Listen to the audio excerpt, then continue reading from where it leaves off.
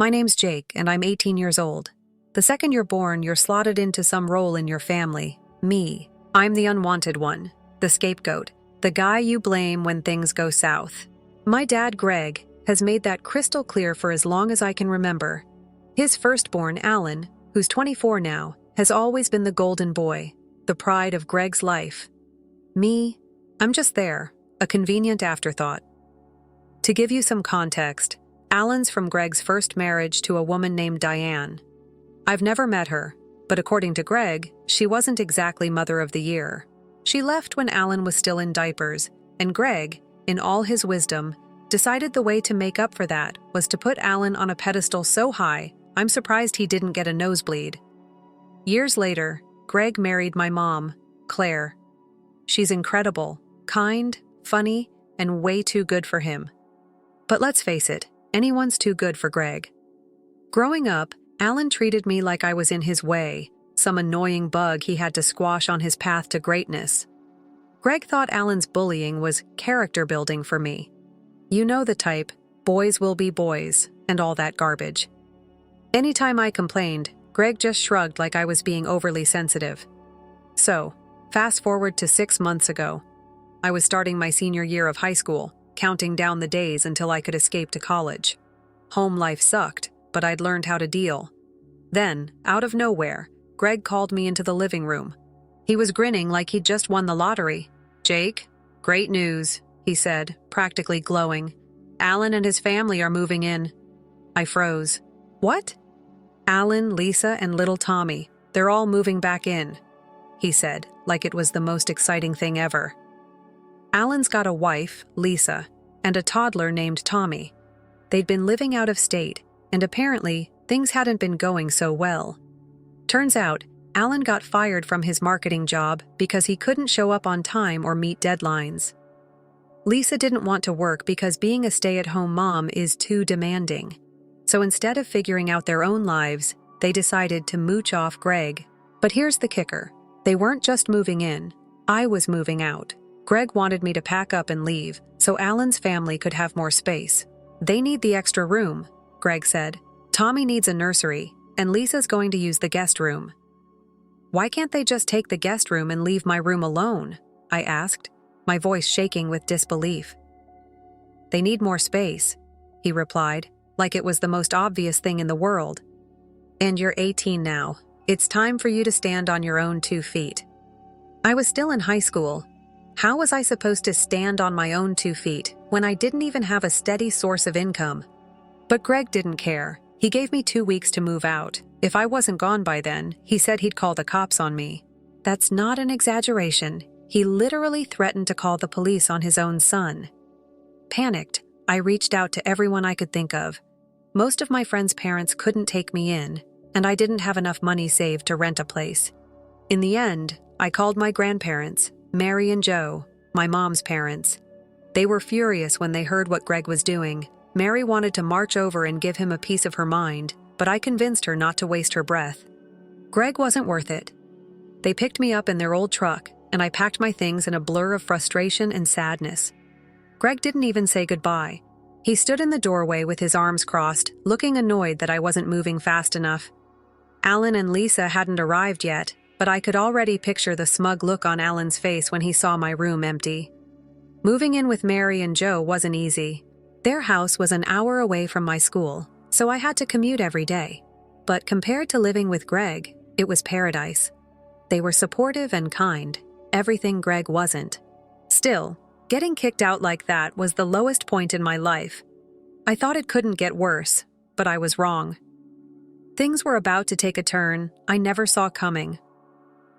Life at Mary and Joe's house wasn't perfect, but it was peaceful. After years of Greg's constant criticism and Alan's smugness, the quiet felt almost strange. The commute to school was rough, waking up at dawn, dealing with traffic, and getting home late. But at least I wasn't walking on eggshells every second of the day. Of course, just because I wasn't in Greg's house anymore didn't mean I was free of its drama. That place had a way of creeping back into my life no matter how far away I was. The first update came from my Aunt Kathy, who lived nearby. Kathy is the kind of person who loves gossip, but not in a mean way. She's more like a walking family newsletter, spilling tea with zero filter. "Jake," she said one evening when she called, "I have to tell you what's going on over there. You won't believe it." I already knew this wasn't going to be good. "What now?" "Your dad's bending over backward for Alan and Lisa. He turned your room into a nursery for Tommy and made the guest room into their private suite. He even bought new furniture, cribs, a fancy baby monitor, toys, everything." "Wow," I said flatly, trying not to let it get to me. "Must be nice." "Oh, but here's the kicker," Kathy continued, lowering her voice like she was about to spill state secrets. "Alan's been causing trouble. Turns out the reason they moved back wasn't just to save money. Alan got fired from his job." I almost laughed. "Let me guess. Showing up late and missing deadlines?" "Exactly. And Lisa refuses to work because she says being a mom is a full-time job.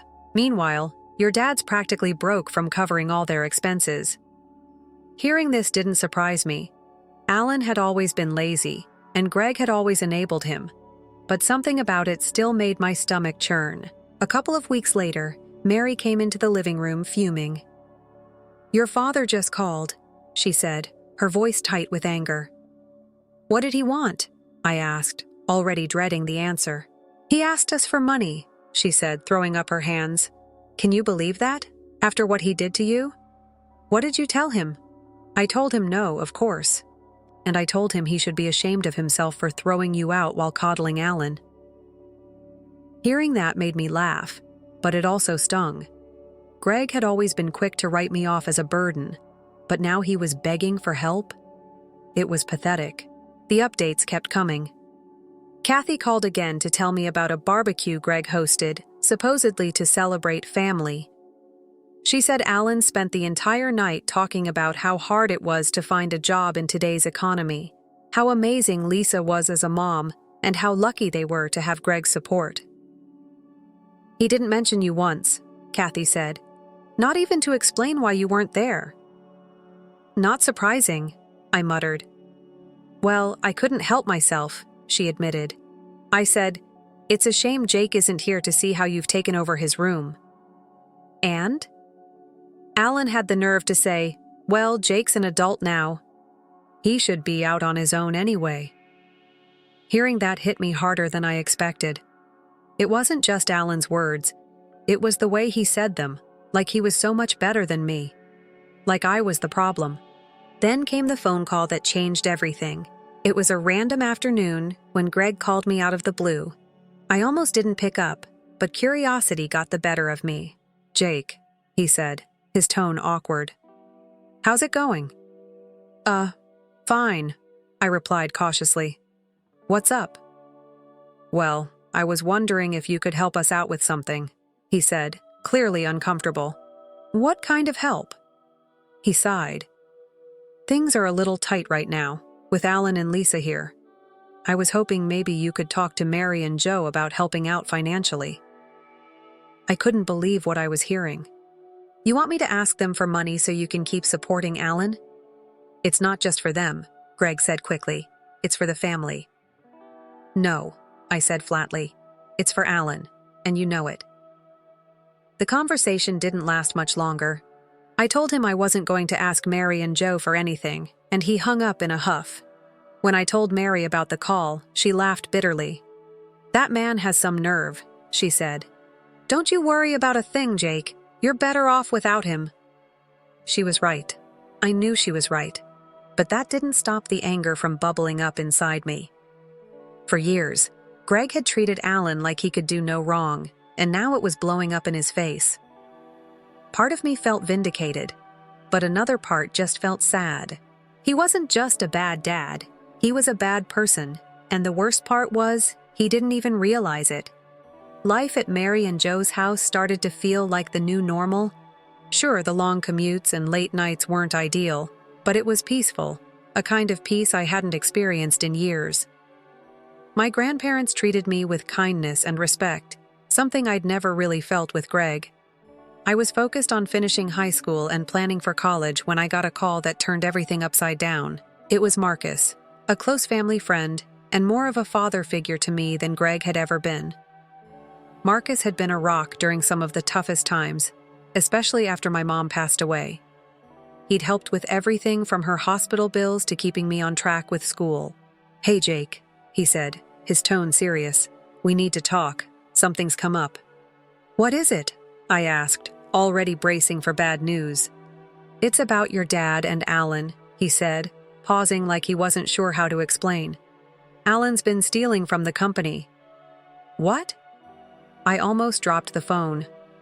"For months now," Marcus continued. "He's been skimming money from client accounts. We're talking thousands of dollars, and the worst part, your dad vouched for him when I hired him, so now Greg's under suspicion too." I felt my stomach drop. Alan had always been entitled and lazy, but stealing? That was next level. And Greg? Well, of course he vouched for Alan. He probably thought Alan could do no wrong. "Are you serious?" I asked. "Dead serious," Marcus replied. "I haven't reported them yet because, well, out of respect for your mom, I wanted to give them a chance to make it right. But they're running out of time." I didn't even know how to respond. The anger I felt toward Greg and Alan for everything they'd put me through was boiling over.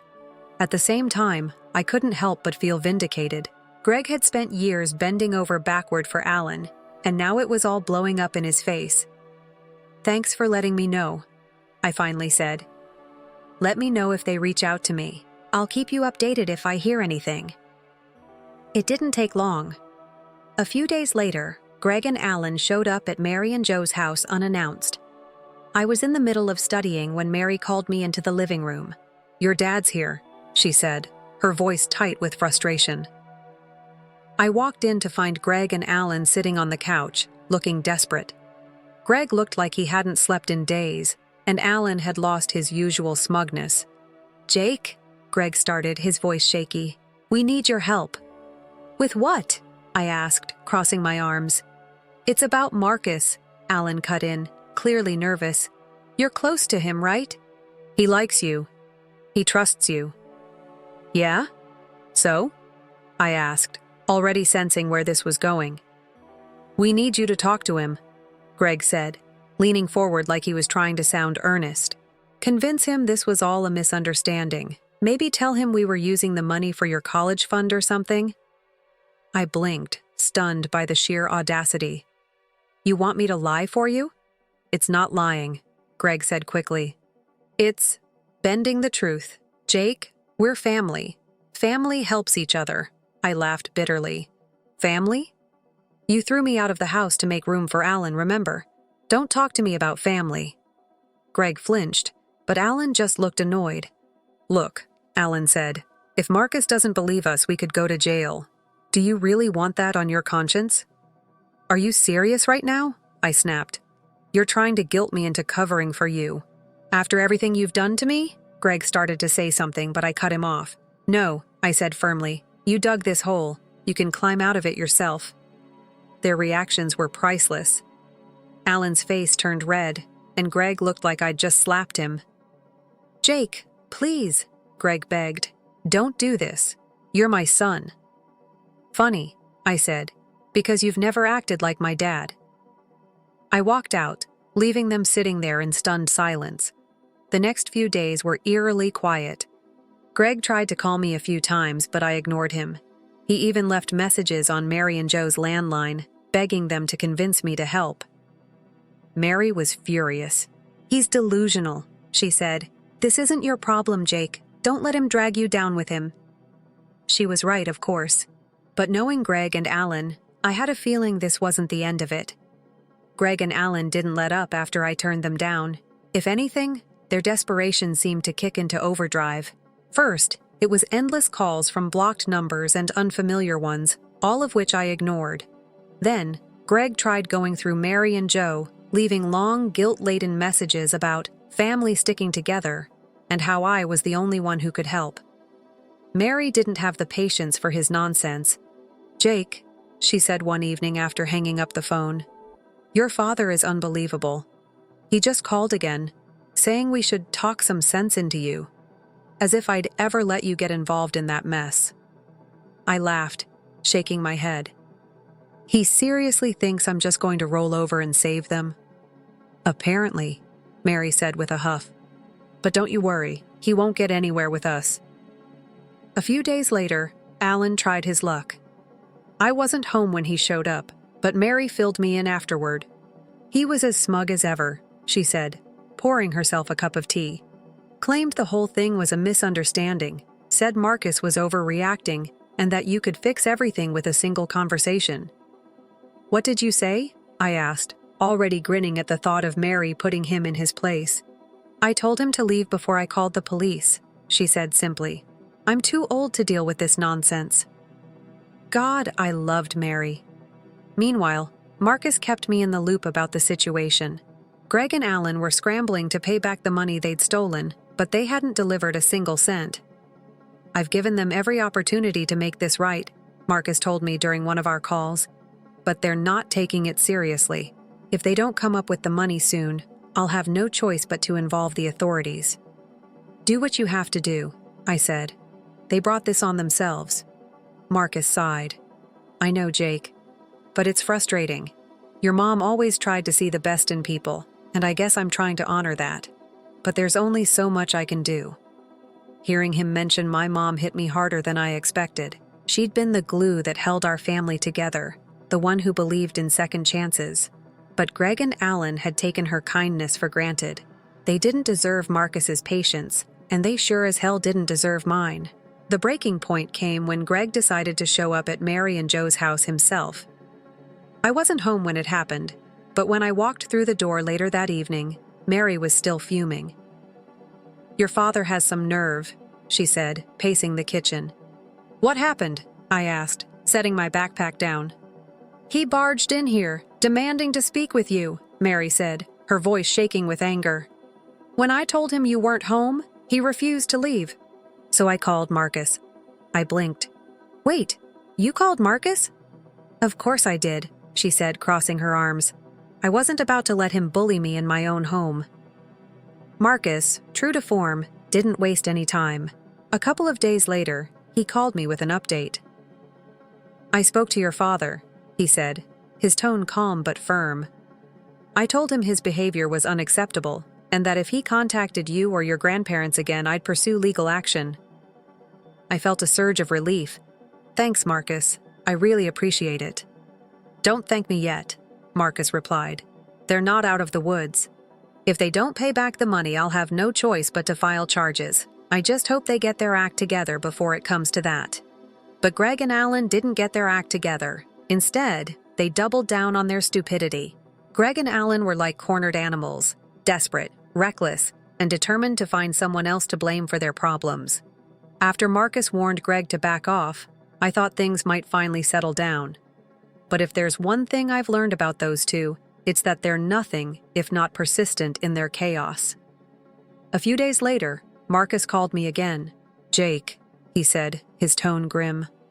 I've uncovered something new about Alan. I sighed, already bracing for the worst. Do I even want to know? He's been using a company credit card for personal expenses, Marcus said. We're talking luxury items, designer clothes, watches, even golf clubs. I couldn't help but laugh, a bitter, disbelieving sound. Of course he has. Why not dig the hole a little deeper, right? Marcus chuckled dryly. Exactly. I've given them every chance to make this right, but they're ignoring all of it. I'm filing charges, Jake. I can't keep letting this slide. Good, I said firmly. They need to face the consequences. I hung up feeling a mix of satisfaction and exhaustion. For years, Greg and Alan had skated through life, never owning up to their mistakes. Now their house of cards was collapsing, and there was no one left to clean up the mess for them. But I wasn't done yet. Alan had always been obsessed with his image. He wanted everyone to see him as successful, charming, untouchable. The truth, of course, was the opposite. If he was going to get what he deserved, I figured it was only fair to hit him where it hurt the most. His reputation. Step one was gathering evidence. With Marcus's blessing, I started digging. Old emails, expense reports, even Alan's social media posts where he bragged about his business success while posing with stolen goods. It was all there, plain as day. The dude couldn't help himself. Step 2 was telling the right people. I wasn't about to post some public takedown, but there were key players in Alan's life who deserved to know the truth. First on my list was Lisa, his wife. Lisa and I were never close, but I'd always felt a little sorry for her. She married Alan, thinking she was getting Prince Charming, only to end up with a freeloading con artist. So, I sent her a carefully worded email with all the receipts attached. It didn't take long for her to reply. "Thank you for telling me this," she wrote. "I knew Alan was struggling, but I had no idea it was this bad. Tommy and I are staying with my parents now. I don't think we'll be coming back." Well, that was one bridge burned. Lisa and Tommy were officially out of the picture. Next, I turned my attention to Alan's old friends. These were the people who used to buy into his act, cheering him on like he was the second coming of Steve Jobs. I figured they'd be interested to know the truth, so I sent a few anonymous messages with links to the evidence. The fallout was immediate. Within days, Alan's friends stopped returning his calls. His social media accounts went dark, and word started spreading through the extended family. Aunt Kathy, of course, was the first to call me about it. "Jake," she said, barely able to contain her glee. "Have you heard about Alan?" "Yeah, I've heard," I replied, trying to sound nonchalant. "Well, let me tell you, everyone's talking about it," she said. "He's ruined, Jake, absolutely ruined." Hearing that felt like a weight lifting off my shoulders. For once, it felt like the universe was on my side. Meanwhile, Marcus officially filed charges against Greg and Alan. The legal process was slow, but the damage was already done. Greg lost his job, his reputation, and most of his friends. Alan, on the other hand, was scrambling to figure out how to pay back the stolen money. Though knowing him, he'd probably never come up with it. Jail was looking more likely by the day. Mary and Joe, ever the voices of reason, reminded me not to dwell too much on their downfall. "Focus on your own success, Jake," Mary said one evening. "That's the best revenge you can have." She was right, of course, but I couldn't help feeling a little satisfaction knowing that Greg and Alan were finally facing the consequences of their actions. By the time Marcus officially filed charges against Greg and Alan, the writing was on the wall. They'd burned every bridge, exhausted every excuse, and alienated just about everyone who might have bailed them out. Their downfall wasn't just inevitable, it was poetic. Greg's world crumbled quickly. He lost his job, his savings, and most of his so-called friends. He'd spent years crafting this image of himself as the selfless patriarch, bending over backward to help his family. But when the truth came out, no one wanted to be associated with him. Alan's fall was even more spectacular. The charges against him weren't just for skimming money. They included fraud for the personal purchases he'd made with the company credit card. Marcus wasn't about to let any of it slide, and honestly, I didn't blame him. Watching it all unfold felt like finally exhaling after holding my breath for years. For so long, I'd been the one taking the hits, the one cleaning up their messes, or being blamed for things I had nothing to do with. Now, they were getting exactly what they deserved. But Mary and Joe were right. Dwelling on their downfall wasn't going to help me move forward. So, I focused on my own life. With Marcus's help, I landed a paid internship at his company, a huge step toward building a future I could actually be proud of. It wasn't just about the paycheck, though that was a huge help. It was about feeling like I was finally in control of my own path. School was still tough, but I managed to finish my senior year with decent grades. The commute, the late nights, the stress, it was all worth it. By the time graduation rolled around, I'd saved up enough money to start college without worrying too much about loans. Mary and Joe were there every step of the way. They didn't just give me a place to stay, they gave me a home, a sense of stability I'd never had with Greg. "You've come a long way, Jake," Joe said one night over dinner. "Your mom would be proud." That hit me harder than I expected. My mom had always believed in me, even when Greg didn't.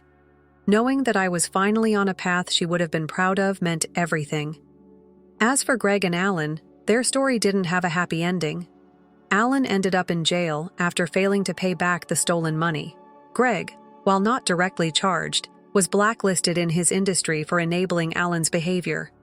The last I heard, he was living in a tiny apartment, estranged from most of the family. Karma, as they say, is a patient hunter. One day, Marcus and I sat down for coffee, and he brought up something that stuck with me. "You know, Jake," he said, "people like Greg and Alan spend their whole lives trying to take shortcuts, thinking they can cheat the system or manipulate their way to success. But real success comes from hard work and integrity. That's what sets you apart." I thought about that for a moment before nodding. "Thanks, Marcus, for everything." He waved it off with a smile. "Your mom would have done the same for me. Just pay it forward when the time comes." And that's exactly what I plan to do. Looking back, I realized that my journey wasn't just about surviving Greg and Alan's toxicity. It was about reclaiming my life, my power, and my future. They might have tried to tear me down, but in the end, their actions only made me stronger. So, yeah, I'm not the unwanted kid anymore. I'm not the scapegoat or the punching bag. I'm just Jake, a guy who finally learned to stand on his own 2 feet. And let me tell you, it feels pretty damn good story too. This narrative has a title. My father said, "You're only good enough for a diner job," and handed my golden sister $370,000 to attend law school. Hello everyone, I was inspired to share my story after reading all of yours. Have you ever experienced a moment where you were given all the information you suspected about your family? Yes, I was 21 at the time. I'll outline it for you. I was the pragmatic one growing up. It served as a badge of honor for my parents. Let's not fool ourselves, though. They were telling me that I wasn't worth the trouble. Their star kid was my older sister, Chloe. Private tutors, dancing classes, tennis lessons, you name it. She understood. I also received the "we have faith in you to solve it" hand-me-downs and pep speeches. While Chloe received a brand new car for her birthday, I was working a part-time job by the time I was 16 in order to save money for a used car. I attempted to dismiss it, telling myself that the timing was poor and the money was limited. However, I knew in my heart that I just didn't want to acknowledge it. In any case, a Saturday morning family conversation at the dinner table turned sour. It was my dad who suggested these little conversations, a flawed attempt to promote communication inside the family, but in reality, they served as a pretext for my parents to control my life while showing their admiration for Chloe. My father cleared his throat.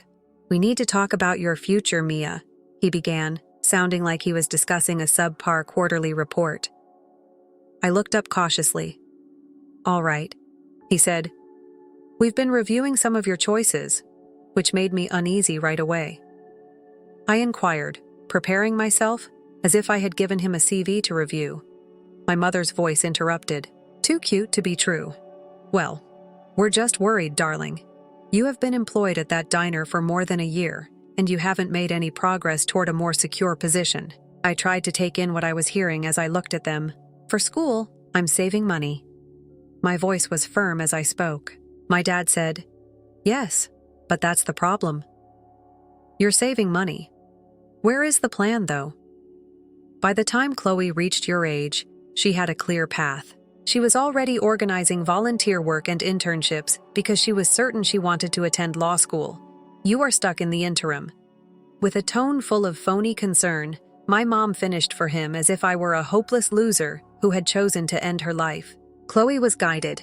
I fired back, my annoyance rising. "You were by her side the entire time. I'm doing this on my own. That's because Chloe earned it," my dad said sternly. "She showed us she was serious about her future. You've been coasting." "Coasting," I repeated, my voice rising. "I work 2 jobs and pay for everything myself, while you've offered Chloe everything on a silver platter." "That's enough, Mia," my dad responded sternly.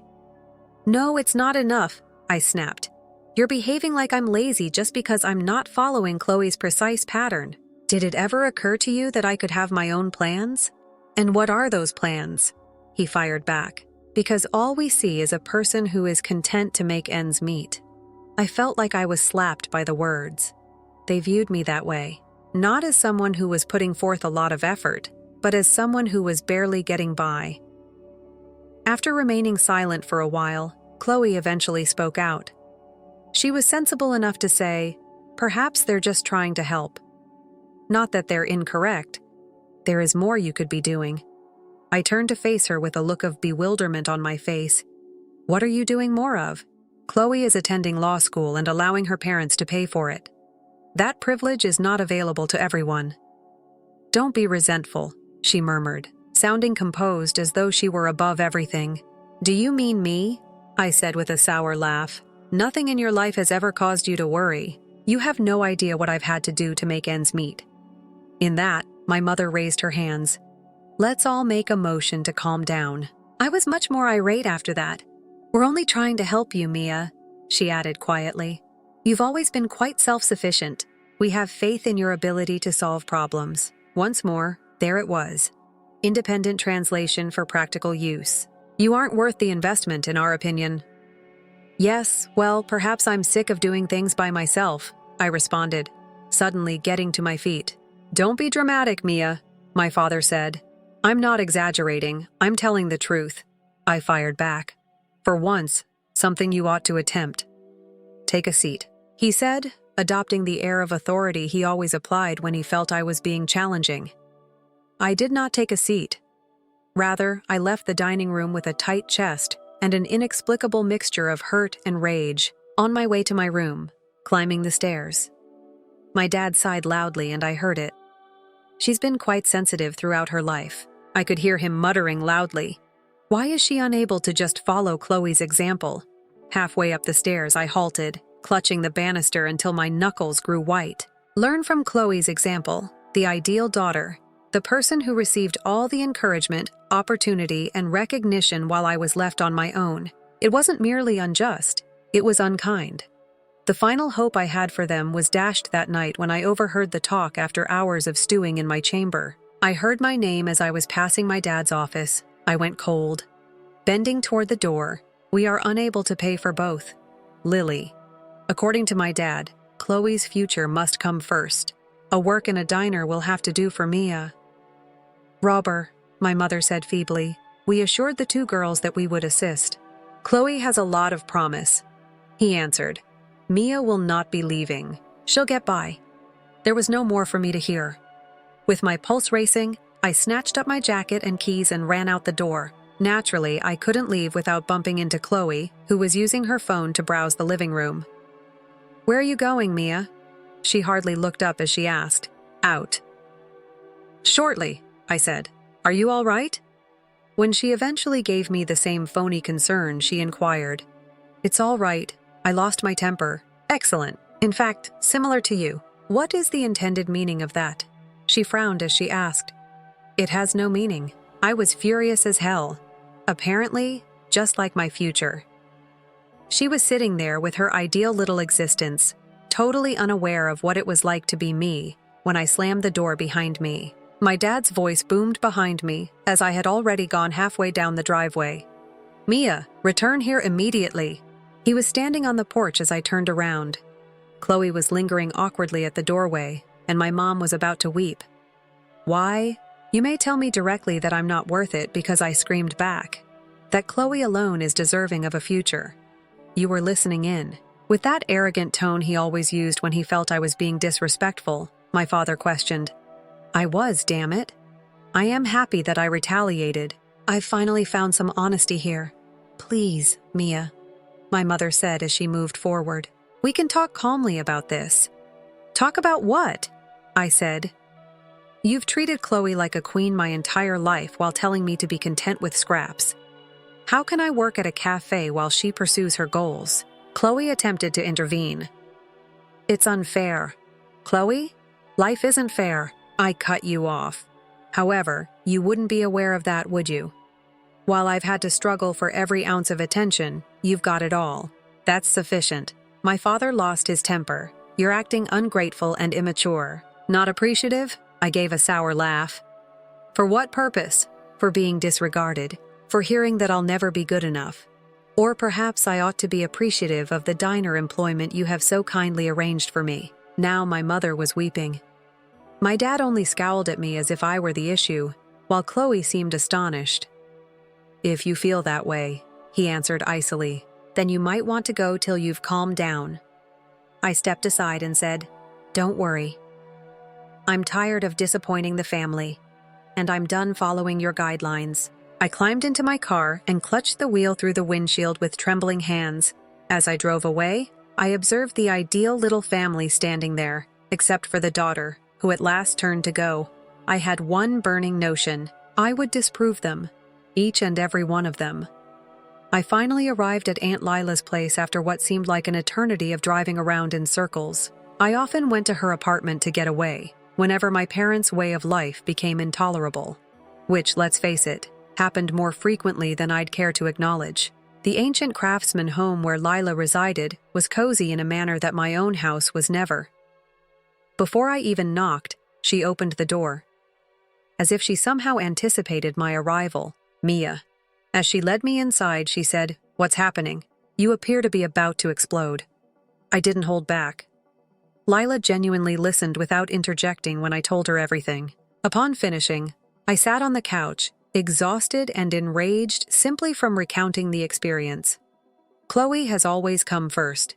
Gazing at my hands, I murmured, "However, this is only an additional level." They didn't even believe that I was worthy of a shot. After a few period of peaceful sitting, Lila rose and moved to a little desk in the room's corner. After opening a drawer, she produced an envelope and gave it to me. "Just open it," she urged. I did, and I was almost taken aback by what I discovered inside. My eyes widened when I saw a bank statement with an account in my name and a balance. I tried to take in what I was seeing as I gazed at the page. "Is this mine?" My question was hardly audible above a whisper. Lila gave a nod. "Since the day you were born, I have been saving for you. Every birthday, every Christmas, every free moment I had. Although your parents were aware of Chloe's fund, I kept this one private. I suspected you might require it more in the future." I was at a loss for words. The floor seemed to have moved under me. I had been saving and scrounging for years, believing that I would have to work for everything while Chloe was given every chance. And all the while, Aunt Lila was there, silently watching out for me. "How come you didn't inform me earlier?" I was able to inquire at last. "I wanted to make sure your parents would act morally." "I said," she said, "but now it's obvious that they won't." "I'm filling in then." I brushed away the tears that stabbed at my eyes. This was too much for me to handle, even though I detested sobbing, especially in public. How am I meant to handle this? I pointed to the statement as I inquired. "Anything you like," Layla replied. "Attend class, launch a company, create the life you are worthy of." I sat there, feeling both thankful and angry as I looked at the figures on the sheet. I'm grateful to Layla, who has always been my strongest ally. Anger at my parents for dismissing me without considering the consequences. Before I could finish speaking, a knock on the door was heard. With a groan, Layla stood up to respond. Even before they entered, I could tell who it was by the muted sounds. "My mom," she began as she entered the room, "is Mia. Come home, please. That's not how your father intended it." "Yes, he did mean it," I said, getting to my feet. He was rather explicit about my position within this household. She remarked in a shaky voice, "You're upset. As a family, we can discuss this." I cut in. "We're not a family. I'm simply the understudy who never gets to act, and we're Chloe's fan club." Layla intervened, and her presence became abruptly dominant. "Linda." She told my mom to sit down. Layla wasn't the type of person you ignored, but my mom was hesitant. She took a seat on the couch's edge. My mother responded pathetically, "I don't want to get involved in this." Layla remarked that you're already in the midst, and that it's time to deal with the fallout from your decisions. She faced me. "The money belongs to you, Mia. There are no conditions. Build the life you've always desired with it." My mother's face became white. "You can't just..." "Layla." "I am able to," Layla interrupted her. "And I did. You've been favoring Chloe over Mia for years, and I'm tired of seeing you do it." It resembled witnessing a dam burst. I no longer cared, but my mom began to cry and murmur that she and my dad simply wanted what was best for us. "Thank you, Mother. I think I've got this handled now," I remarked cynically. Layla returned to her seat beside me after she had gone. You don't realize how strong you are, she remarked. I nodded while holding on to the package tightly. For the first time in my life, I felt like I had a chance at something greater, even if I had no idea where this was all headed. Over the ensuing years, Layla remained by my side while I tried to regain my self-esteem and forge my own course.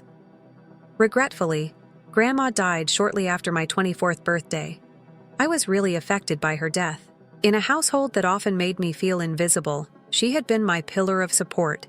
In a sense, though, her persistent belief in me served as my inspiration for using the funds she had saved. I pushed myself into my academics after enrolling in business school. I was really enjoying business school by this time. At the top of my class, working on actual projects, and, to be honest, prospering in ways I never imagined. I seldom give my folks a second thought.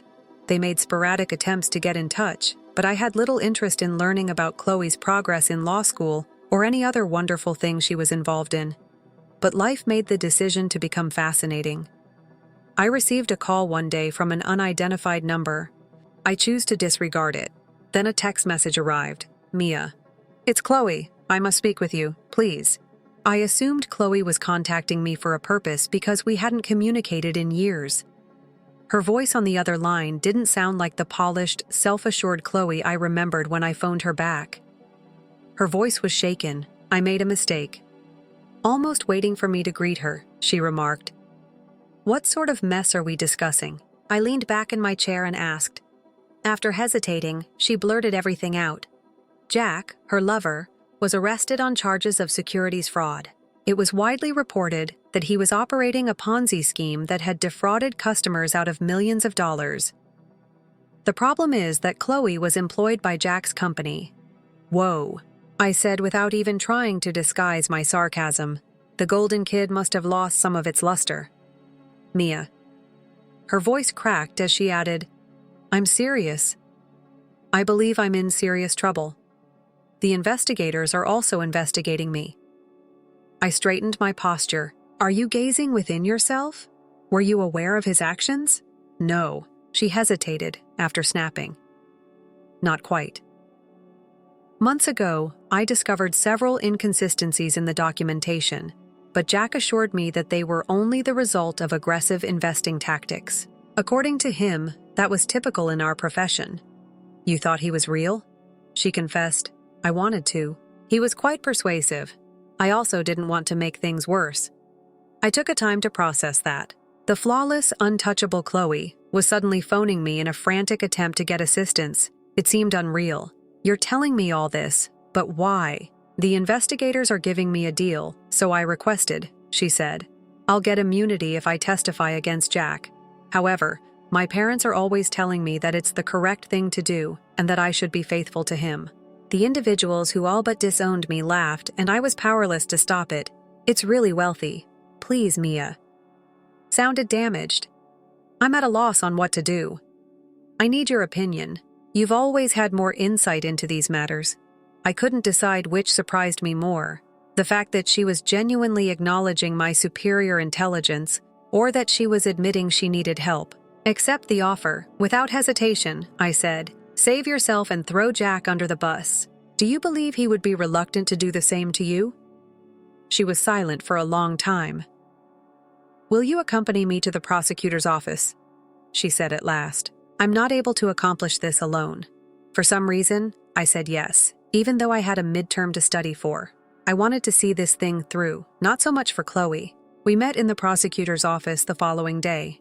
Chloe appeared to be a complete mess. She wore a simple sweater and jeans instead of her normal professional style, with dark bags under her eyes and little makeup. I hardly recognized her. To put it mildly, the encounter was strained. The prosecutors explained everything to her, Jack's plan, the evidence they had against him, and how her job at the business had led to her being implicated. However, they also made it apparent that if she cooperated, they would be prepared to make her a deal. With unsteady hands, Chloe signed the documents, thus consenting to testify against Jack. Not only was she betraying someone she had loved, but this was the first time in her life that she wasn't the Golden Kid. and I could tell it was hurting her inside. She was only another idiot. We went for coffee after the meeting because, to be honest, I needed a break from all that stress. She looked into her cup and whispered softly, "Thanks for being here." I said, "Don't thank me yet. This is only the start. You have a long way to go." "I know," she answered, "but without you, I couldn't have done it." That was an odd time. For the first time, I saw Chloe as someone who had been just as duped and taken by surprise as I had, rather than the ideal sister I had grown up hating.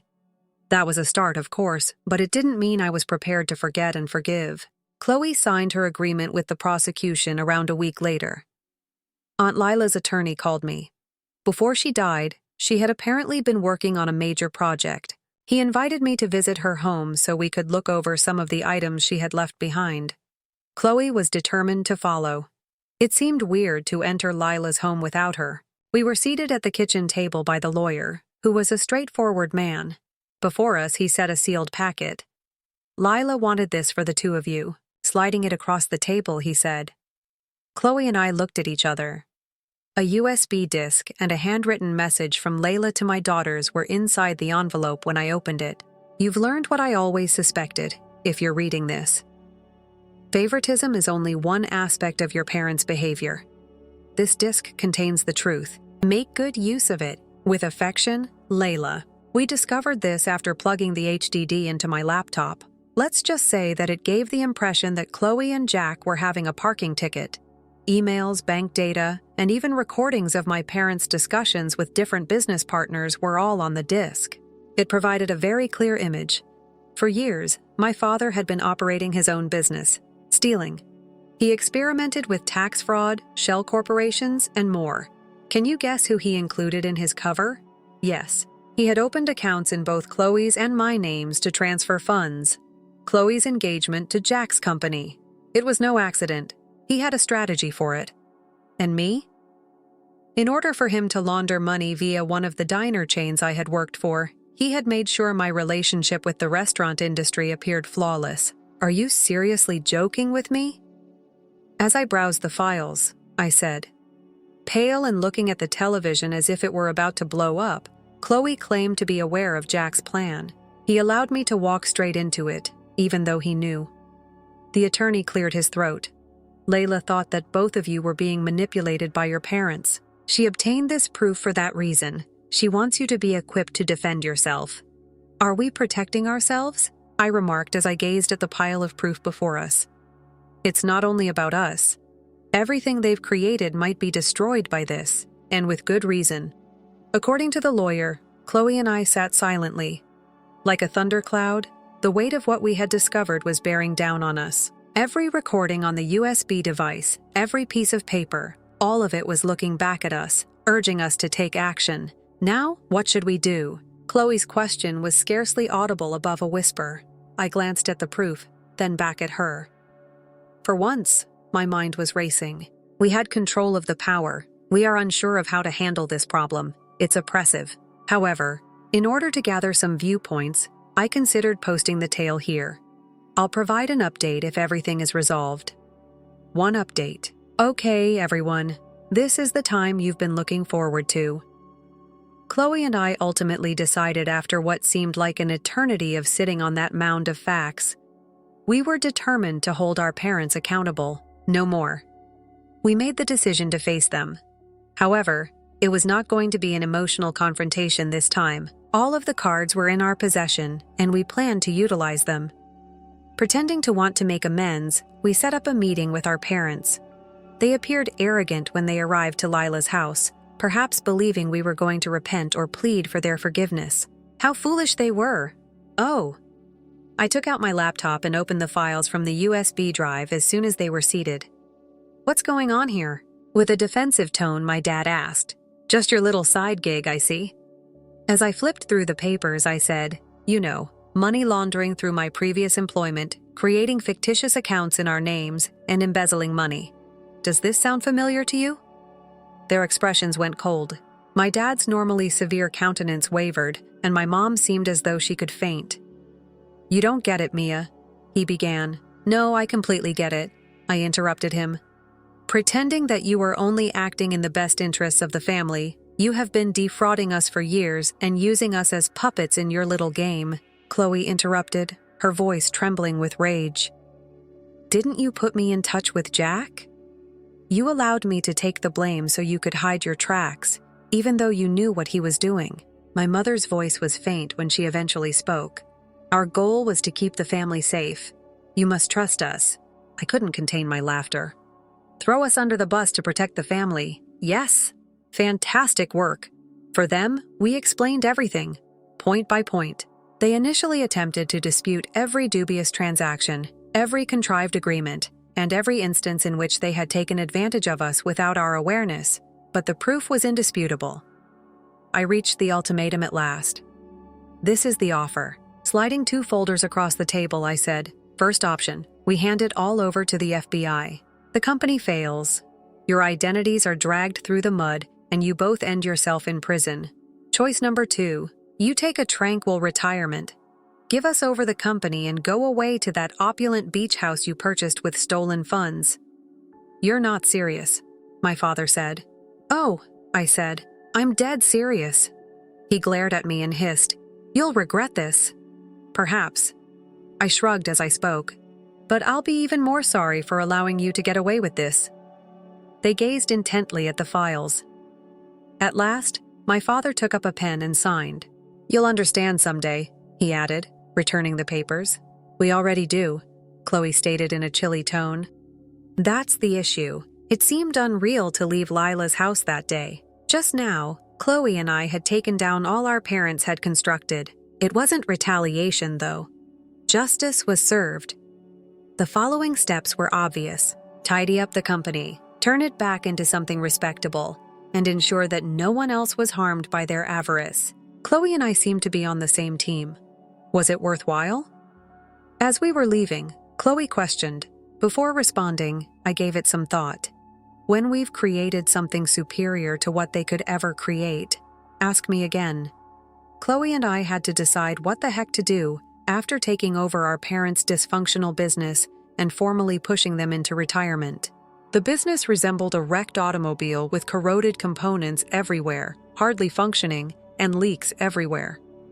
The entire situation was going to fall apart if we didn't act quickly. We had to deal with the uncomfortable elephant in the room first, though. Chloe and I are collaborating. To be honest, it seemed strange at first.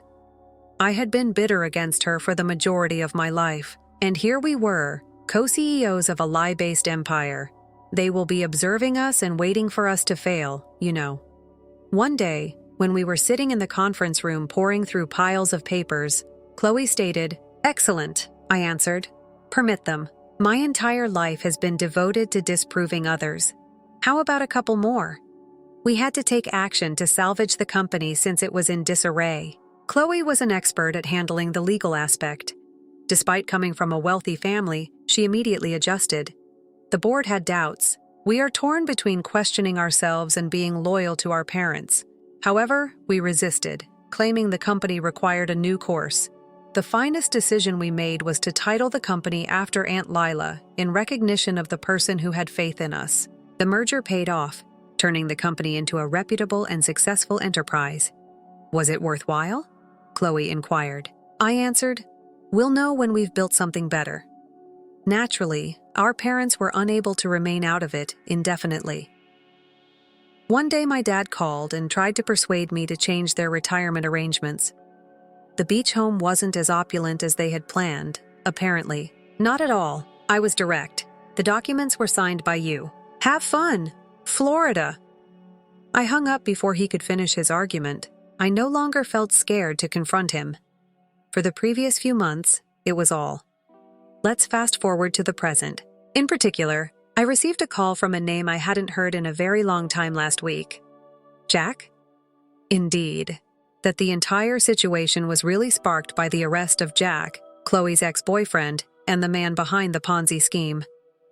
I initially believed it to be a joke, but it was actually him. Just released from jail. Additionally, it seems that he had unresolved business. Jack began by acting as though we were longtime buddies or something. Mia? All casual, he said. I've been keeping up with your and Chloe's work on the company. Outstanding effort. Jack, what do you want? To go right to the point, I asked. Well, it appears that your small business has become very profitable, he added. And I thought maybe I should get a piece of the pie because Chloe and I used to be so close. I about burst out laughing, you guys. Be worthy of a share of the pie. What a brat this dude is. I told him, you must have struck your head in prison. Nothing we're doing is yours to claim. He snapped. He answered, I wouldn't be so sure. I still have some intriguing documents from my time with Chloe, you know. Items that some individuals, including the FBI, could find interesting. Suddenly my blood became chilly. I hung up and contacted Chloe right away.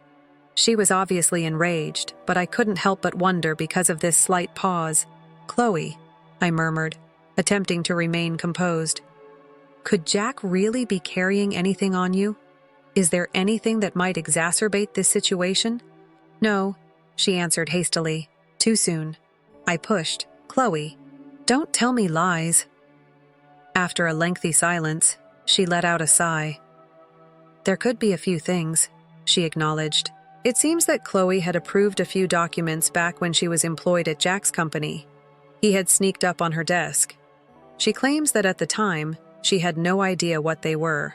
However, they may appear awful if the FBI managed to obtain them. Very terrible. We're in damage control mode right now. I've already contacted our legal team and that restaurateur to discuss our possibilities. However, I can't help but worry whether Jack is bluffing. He is clearly desperate and most likely only looking for a reward.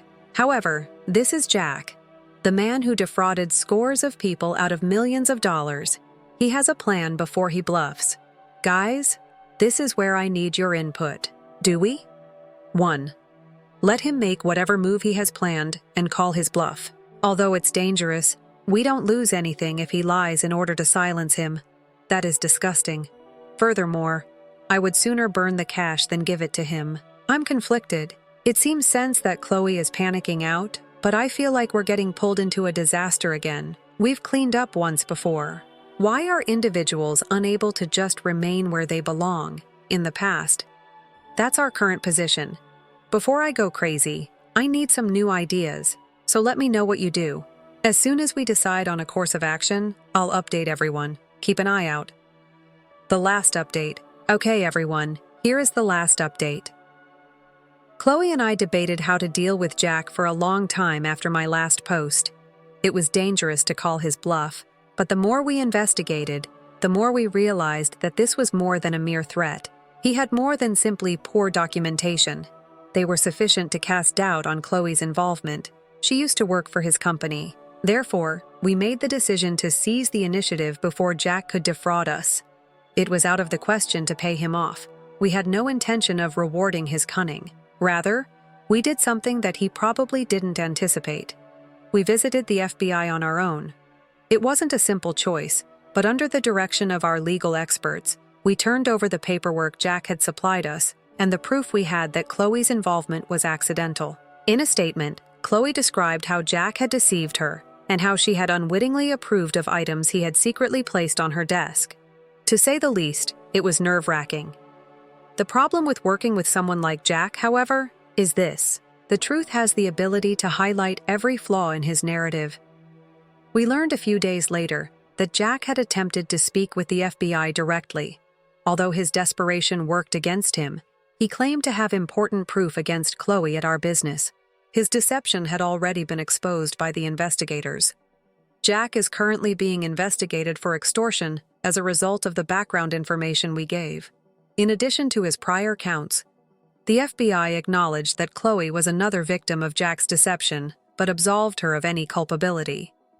Story 3. Our wedding was not attended by my stepdaughter. Years later, though, she seems to be requesting that I vacate the family home. A startling discovery follows. For the past 10 years, I, a 45-year-old woman, have been married to my 50-year-old husband, Michael. When we first met at a small art museum, we were both in our early 30s. We started talking while we were both looking at the same painting. You know, it was like an instant connection. I felt as though I had known him for ages when he invited me out on a date and we got to know one another better. In my family, I am the eldest of 3 children. We always had limited funds, but they were manageable. Only on our birthdays could we afford to eat fast food. At a young age, my father instilled in us the value of hard work in pursuing our goals. I put a lot of effort into my studies and completed college. By the time I finished from college, I had no debt thanks to a few side modeling jobs. I was a junior associate now, having risen through the ranks of the organization. Michael, meanwhile, came from a very different background. His family's financial situation was superior than ours. They never had to worry about money since his dad had a decent career that paid well and provided social security. Because of his father's powerful position at his firm, Michael's parents were able to pay for all of his college expenditures. There, Michael was given an internship. From there, he put a lot of effort and attention into creating his own career path inside the organization. Despite coming from quite different backgrounds, Michael and I have a similar love of music and art. We fell in love with one another because of this. From his former marriage, Michael had a daughter who was 17 years old. From the start, I was never truly loved by his daughter Candice. She never appeared to get along with me, and frequently avoided talking to me while we were together. It seemed as though she blamed me in some way for her parents' separation. I was sympathetic to her concerns, and made an effort to allow her the time she needed to process our relationship. Despite the fact that I had met Michael long after his divorce from his ex-wife was finalized. To put things in perspective, Michael and his ex-wife, Amelia, were only wed for 3 years. They made the decision to be married since they were college sweethearts. When they did, however, things took a turn for the worst. While Michael put in a lot of labor to earn the money, she was a stay-at-home mom. When Michael got home early from a work trip one day, he found her in bed with his closest buddy Tom.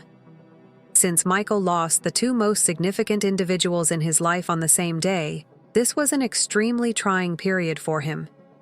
He was devastated by Amelia's treachery. He then took the difficult choice to go through with a divorce.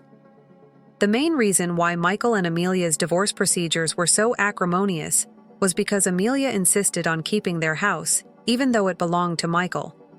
The property was not the end of the fights.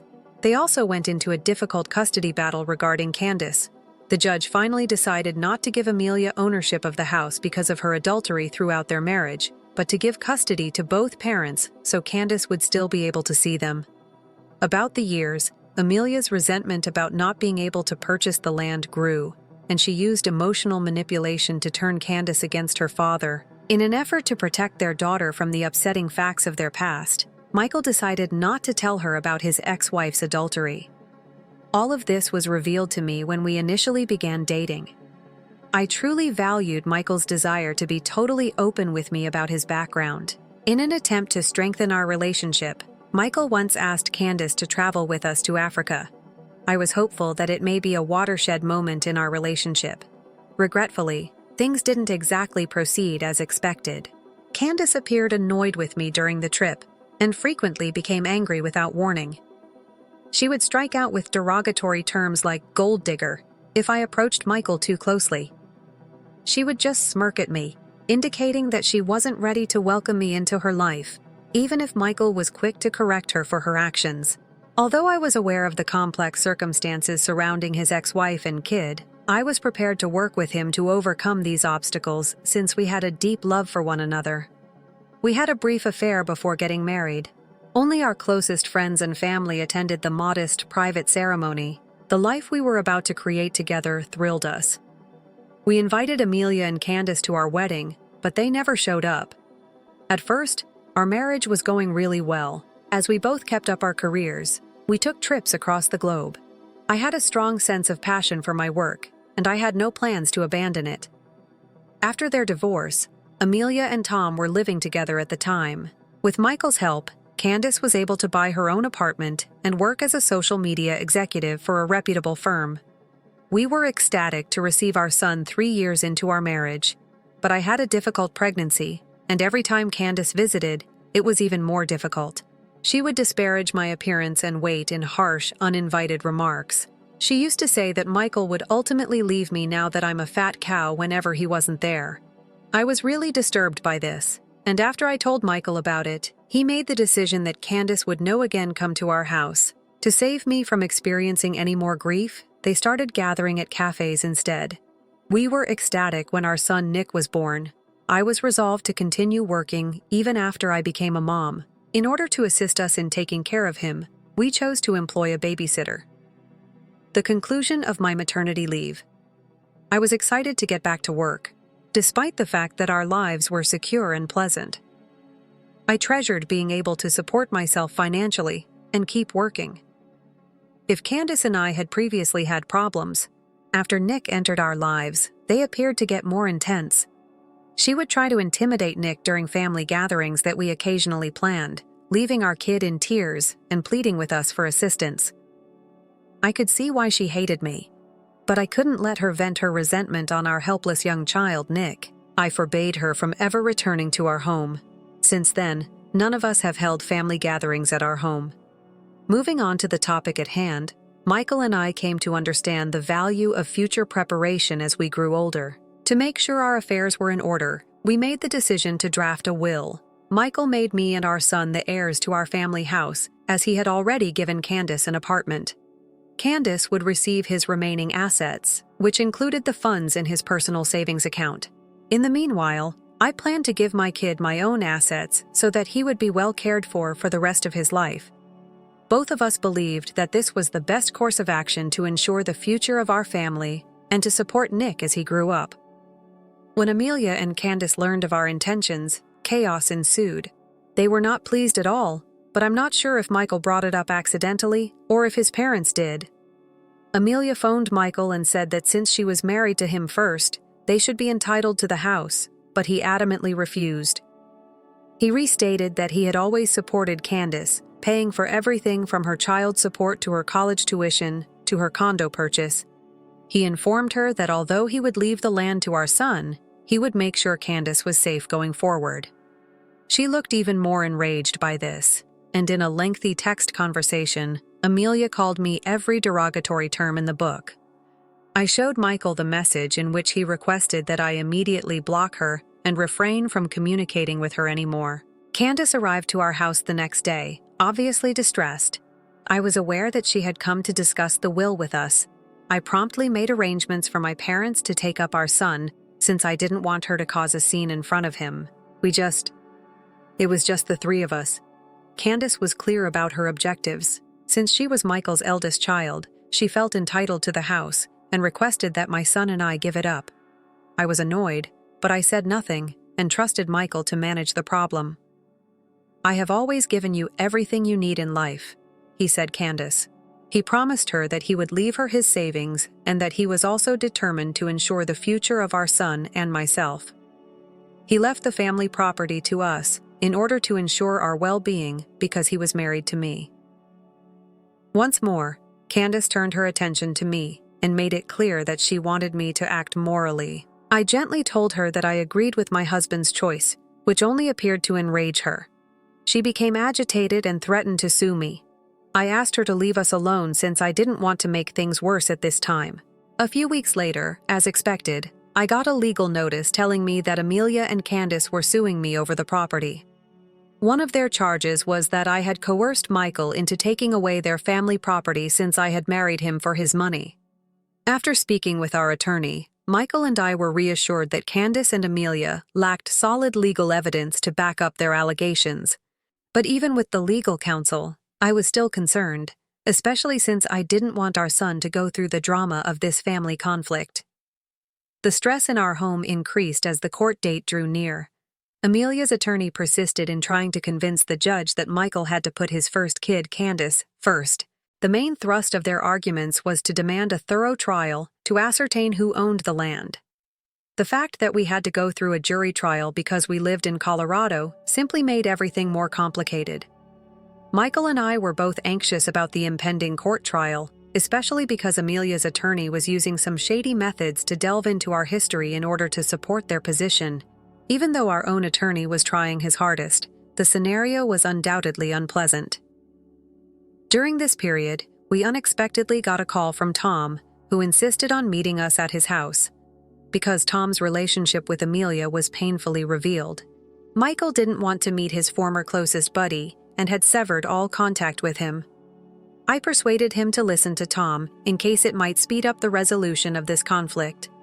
We half expected Tom's visit to our home to be another ruse by the opposition attorney to weaken our position. To our astonishment, though, Tom had a different reason for being here. He disclosed that he had come to tell Michael something that would be extremely painful for him to hear. As Tom disclosed that Amelia had been seeing him behind Michael's back for a very long period and that their love involvement predated Amelia being pregnant, Michael sat still. As Tom began to drop a bombshell that none of us had anticipated, I held my breath. It seems that Amelia told him she thought the kid was truly his when she became pregnant. However, she had decided to conceal the facts and stayed in the marriage because Michael was more financially secure. She had repeatedly refused to tell Michael who the true father was, despite Tom's repeated entreaties. I was astounded by Amelia's ability to conceal this for so long and her boldness in battling for the land while keeping this important secret from Michael. It was astounding how she had been able to keep up this facade for so long, while causing so much strife in our family. According to Tom, he had remained silent for all these years because he thought Amelia genuinely loved him. But after seeing the suffering we were going through as a result of the court trial, he at last recognized her for who she truly was. He began to cry and begged Michael's pardon. Michael sat there in silence, still in disbelief. Seeing the emotional agony my spouse was going through in particular filled me with rage and resentment. This dad was being told that his entire life's belief that Candace was his daughter was untrue. In the past, when Amelia and Candace had been impolite to me, I had chosen to keep quiet because I wanted to keep a friendly relationship with them. But there was no use in carrying on this masquerade now that the truth was out. I immediately called our attorney and informed him of Tom's confession. Our attorney advised us that we would want tangible proof, like a DNA test, in order for our remarks to be admitted into evidence. Therefore, under the guise of wanting to meet Candace, we made the decision to invite her over for supper. To support our argument, we intended to surreptitiously take a glass or a spoon from her for testing. Despite her astonishment, Candace consented to visit. She was as impolite as ever, and she kept making fun of my son and me. She persisted in her belief that she and her mother would prevail in the case, mocking me by saying that I would soon lose everything. I decided to disregard her remarks, in the hopes that we wouldn't have to put up with this kind of conduct in the future. As soon as she departed, we contacted our attorney, so that on the day we were due in court, he could pick up Candace's cup for a DNA test. We learned that Tom was telling the truth about his confession. Yes, Candace was his daughter. I sighed with relief, but I couldn't help but feel sorry for my husband, who had been pulled into this mess by the deceit and manipulation of his ex-wife. I told the attorney that I was prepared to testify that day and present our case in court. Since this would be the most effective way for us to disclose the facts, my lawyer concurred. I had a range of emotions when I took the stand. Anger over Amelia's dishonesty, my condolences for Michael, and my resolve to defend the rights of our family, appearing before the jury and taking the stand. I took a deep breath and started responding to our lawyer's inquiries. We spoke about my background, my work history, and the fact that, despite being married, I continued to pursue my profession. I continued by narrating the years of mental distress, abuse, and taunting I had received from both Candace and Amelia. We provided screenshots to support my account. I explained to the jury that Candace had been verbally abusive to our kid and had never acknowledged my presence from the start. She had even declined to attend our wedding. I then told the jury about Tom's confession. I talked about how we discovered Candace's biological father and the sinister truth Amelia had long concealed from the world. Candace gave me a disbelieving look, and I saw her whispering angrily to her lawyer. The DNA findings, which supported what I had just claimed, were subsequently shown to everyone by our lawyer. I saw Amelia's expression of contentment as she came to terms with the idea that she could no longer avoid the truth about her history. In contrast, Candace appeared stunned, as though her world were collapsing in the same way that ours had when we first heard the news. The courtroom was filled with intense emotions. Amelia and Candace have nothing to stand on now that everything was in the open. Candace, who had been so certain of her win, was now dealing with the consequences of her mother's behavior, while Amelia seemed deflated. Their attorney no longer had a case to argue about. Luckily, the jury reached a decision and returned with a verdict quickly. As Michael had always desired, the court declared the ruling, awarding us the inheritance of our family house. Furthermore, the jury recognized that Amelia and Candace had no rightful claim to it. Our close friends and relatives have been reacting to the court ruling in different ways throughout the last few days. Some of them seem to believe that it was terrible for us to divulge the truth and ruin Candace's life, even though the bulk of them comprehend our predicament and concur that what we did was proper. I am now requesting your opinions on Reddit. Do you believe that I was the jerk for keeping our stuff with our stepdaughter and then disclosing everything to the court rather than to her directly? Post 1. 3 days have passed since my last post, and I've read all of your suggestions and comments. Given the expression on Candace's face when we disclosed the DNA test in court, it appears that many of you think she may have previously been aware of her mother's falsehoods, which is not conceivable. I feel so much lighter now that I won the court trial. I'm not going to focus on the unfavorable relatives who think we did something incorrectly. Amelia and Candace didn't choose to take us into court. We merely told the truth. I'm happy with the result, and don't have to worry about the future anymore. My husband, Michael, is still in shock about finding out Candace's biological father, though, and that is my biggest worry right now. His entire universe has been upended. Since learning that she isn't actually his daughter, he has had trouble eating and sleeping. The suffering he must be going through to come to terms with the facts is beyond my comprehension. After their divorce, Amelia made his life extremely difficult.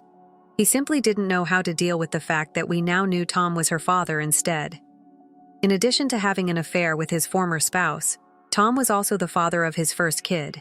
Michael needs to speak with a professional who can help him deal with this circumstance. Therefore, I have recommended that he seek treatment. He begins next week, and I have scheduled his appointment. Report 2. A month has passed since my last report, and we have, for the most part, been able to move past this predicament. My spouse has been attending treatment on a regular basis, as I previously said. Although it may take some time for him to fully heal, I can tell that he is improving. Candace unexpectedly contacted us last week. After all that transpired, we genuinely didn't believe she would ever want to speak with us again. She apologized over the phone for everything we had to go through.